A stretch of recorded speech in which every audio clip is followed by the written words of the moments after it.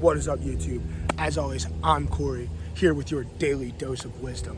The 5D Warriors got to reconvene yesterday for podcast number 30, which was sweet. So, go check that out. Look it for us on Apple Music, Spotify, anywhere that you can listen to a podcast will be there soon. So, today I want to tap into the victim mindset, the poor old me, right? I see a lot of complainers out there, victims to their own mind. Oh, I have to wake up and go to football practice today. Oh, I didn't get to go to lunch today. I have work all night, right? I have to do this. I have to do this. Poor old me, right? That's that mindset of, nothing else exists in the world but my problems, right? You create your own problems. Your problems don't exist. Right? Yes, tragic things happen, terrible things happen where you create a problem out of it, right? A family member dies, or you get into a car accident, you break your leg. Those are things that happen to you, right? You create a melodrama out of those things. But did they really happen to you, or did they happen? Right? It's the attachment that we hold to these events in our lives that actually gives them meaning. We hold attachment to our legs, right? Oh, if I fall and I break my leg, my leg, but it's just a leg. Is it your leg? It's the world's leg, right? It's a shift in perception, in perceiving this world.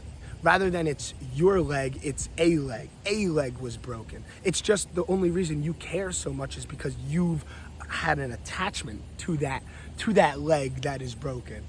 And it's an interesting mind game that you can play when you start to cut the attachment from things. And obviously it's very difficult to cut the attachment to traumatic injuries and deaths and extreme monetary loss or something, or even monetary gain, right? We assign meaning to these things that ultimately can be taken away. So if we get a brand new car, we're stoked, right? We're excited to be driving this new car. We look so cool, right? I look so cool driving this new car. Oh, I'm busy looking cool. I'm busy looking at the scenery, and then I end up in the scenery. I crash my car into a tree. Poor old me, the mindset kicks in. Oh, I'm a victim of the world. Right? The victim mindset doesn't get you anywhere. Take responsibility for your own actions. That's been a big part of my spiritual awakening, is that I used to put blame on other people for things, and everything I did. Oh, in football, I missed a tackle. Oh, he didn't close his gap. Or, I was late to school. The kid picking me up was late to get me. It wasn't my fault, right? We have all these excuses in our own mind. We are not responsible for our mishaps, but other people are solely responsible for their issues, right? It's called narcissism. We are all narcissists. And that comes from a great book that I've been reading, is The Human Laws of Nature by Robert Greene. So the law of narcissism, right? We look at ourselves, we are the center of our own lives. We can't see in the minds of others, so we become the center of this world. And the whole point of awakening spiritually, and the whole point of gaining self-knowledge, is so that we are not so much the center of this grand drama, so that we can have the utmost and potent awareness in every situation, so there's no subtle moment. Because when you're the main character of all of your dramas, life gets a bit boring, life gets mundane, life gets tough, right? When you're constantly thinking about me, I, right? Those thoughts get monotonous every day. Me, poor old me.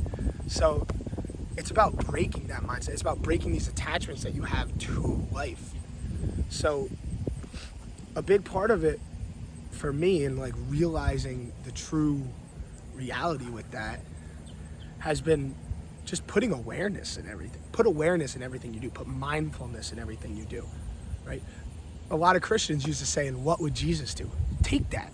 take that from them, right? There's something to be learned from every religion. Take that. What would Jesus do, right? You could, whatever deity you want, right? What would Krishna do? What would Buddha do? What would your favorite inspirational celebrity, what would David Goggins do, right? It doesn't matter. What would Joe Rogan do? Think about what they would do in a situation. Would they act emotionally? Would they react? Or would they inspect the emotion? Would they feel that emotion, right? There's a big difference between reacting and being a victim than reflecting, right? Reflect on your emotions. Feel these emotions. Why am I feeling this way? Why am I giving that so much meaning, right? Your girlfriend breaks up with you. You're devastated.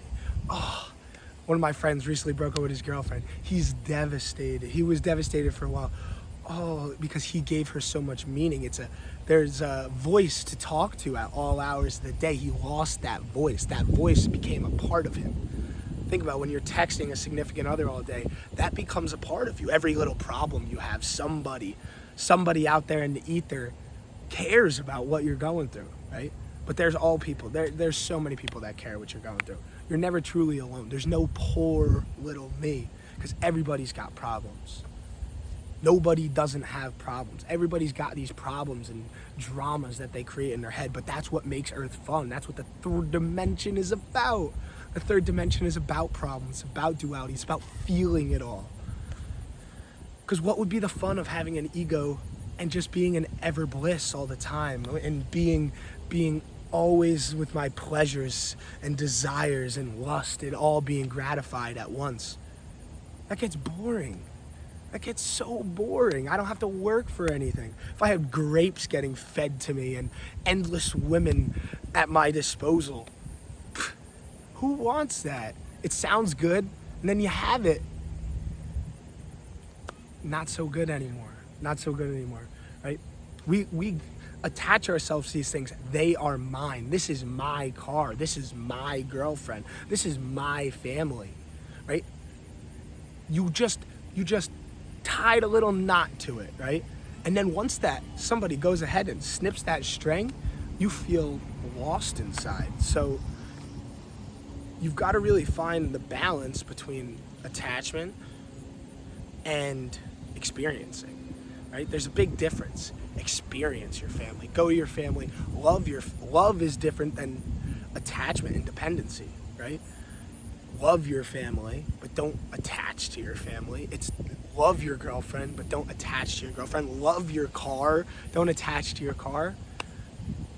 Like, it goes to say with anything. Like, you're scrolling through social media, you're attached to your phone. You love your phone, but you don't truly love your phone. You're dependent on your phone for a source of dopamine. That's what everybody's trying to do. They're trying to get a little high. How do I get high here? Ooh, cookie looks nice. Ooh, little TikTok right now. Ice cream. How about smoke a little joint? Ooh, I could go for a couple shots. It's all just a quick rush. But you can feel that way all the time. When you start to break these attachments, break these desires, live in creation, you start to feel high all the time. The only thing that's keeping you from feeling high is yourself. So when you start to fill your day with high frequency activities, high vibrational activities, I said it before, journaling, meditation, songwriting, listening to high vibe music, creating content like this, creating anything, drawing, painting, productive conversations where they actually go somewhere and not just superficial, materialistic. So any of that sort of stuff where you're being able to share knowledge, share wisdom, share creation with other beings, that's going to raise your vibration, because you take on the vibration of what you are associated with. If you're constantly hanging out with people who are drinking all the time, who are upset and depressed, that's going to become your reality. You're going to become that. Right? You become who you hang out with. Right? You're only as good as the worst person in your crew. Because that worst person is always saying, hey guys, let's go for a drink. Hey guys, you want a cigarette? It's all a game. So you just gotta come to realize these distractions in your head all the time, these little melodramas and attachments you have. So that's my message for the day, is just put awareness in everything you do. Act mindfully, and you'll start to notice these little cues that your mind has, how the subconscious mind plays out in your daily life. These patterns that you've created and built without even realizing it. Since you were a child, these patterns have been formed and formed and formed until you became in a rut and you didn't even realize what you were doing. You didn't realize that that's your natural mode of thinking. So let's put a little bit of awareness in life, and I think we'll get to the 5D.